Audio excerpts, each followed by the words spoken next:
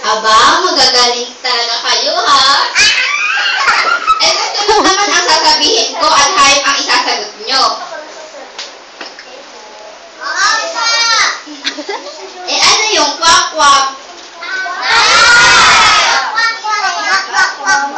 Ano hayop yung gumaga? Moo! Moo! Baka!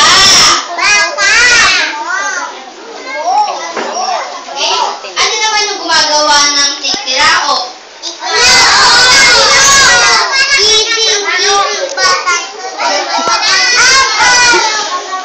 Very good, mga bata! Tandaan nyo yung mga lessons natin, ha? Opo.